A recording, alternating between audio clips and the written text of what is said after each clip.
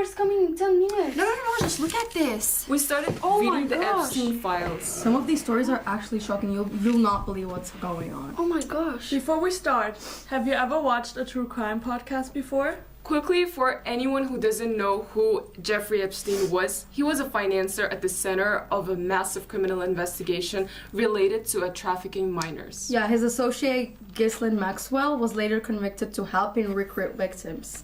A lot of documents are public now, and they're called the Epstein files. And tonight, we're diving into international stories you probably never heard about.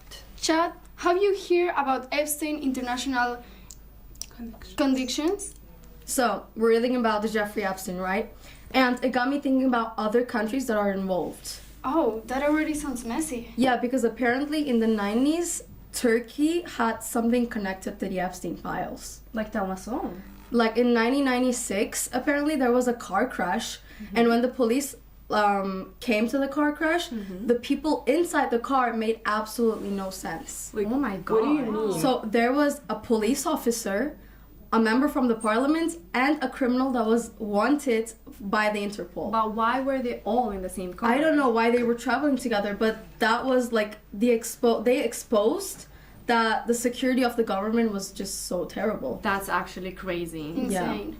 Insane. Right? It's like finding out your own governments and politicians are secretly connected to criminals. Yeah. Okay, Chad, imagine discovering something like that in your country. What would your reaction be? But you know what's even crazier? What? Stories like this make you realize those power networks aren't just in one country. And exactly what makes the whole story even wild and big. Yeah, for example, his connections, they just didn't stay in the US only. His network actually reached other parts of the world. Like where? One example mentioned in documents here is that a girl, young, from Uzbekistan, she was involved in it, and sometimes she was called the girl from Samarkand. Her real name wasn't publicly revealed, and she had been communicating with Jeffrey Epstein for years. Wait, from Uzbekistan, how'd that even happen? Well, according to reports, Epstein helped her to pay the things like flights and accommodation in Paris and even film school tuition. So he was basically funding her education. Yeah, and they really show just how money and influence, the amount of it he had, is crazy. And also how far his connections went, like from the US to Central Asia. Which makes, honestly, the story even bigger. It's crazy. Okay, chat, quick question. Did you expect the Epstein story to involve countries as far as Central Asia? And honestly, the more you read those files, the more countries start popping up. Wait, seriously? Yes, also Europe shows in those files. Yeah, everyone thinks that it's only the US, but it's actually really international. Germany also appeared in some of the Epstein flight logs and correspondence. Those flight logs that everyone talks about? Exactly. The ones that list people who traveled with Epstein or had general connections with him. Wait, that plane that had a nickname? Yes, Oh my exactly god. that one. People often called it the Lolita Express, which I think is a kind of suspicious name. Wait, so his social circle wasn't just rich people from USA? No, it included very well-known business people and, in general, very important figures. But it's important to say that appearing in the logs, that doesn't mean automatically that they committed a crime, no? That's true, but it still shows how powerful and well-connected he was. Yeah. And honestly, that's probably why the case shocked so many people. Chad, quick question. What surprises you more? The number of people involved or the amount of countries? But Oh, wait. And honestly, when you start talking about powerful elites and international networks, it kind of reminds you of the other scandals that exist in this world as well. exactly, like what happened in Colombia. For example, the huge corruption scandal with the... Wait. Remind me again? What was that? You don't know it? No. Okay, so it's the huge scandal with the company Odebrecht. So they basically are a Brazilian construction enterprise that admitted they paid like bribes to different countries to have like political, yes, to win public contracts. You But know? wait, how massive are we talking? Oh, investigators say that it's like about 7 188 million in bribes. that's a lot. In like That's 12 crazy. countries. It's amazing. It's huge. So politicians were basically being paid to choose who gets the contrast, no? Yes, exactly. Like for example, the investigators shows that illegal money they were used for the 2014 presidential campaigns. Whoa, so corruption was literally influencing elections. Exactly. Yeah, and that honestly connects with everything that we've been talking about. Yes, powerful connections behind the scenes.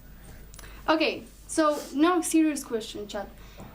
Have you think before today that Epstein files had affected internationally?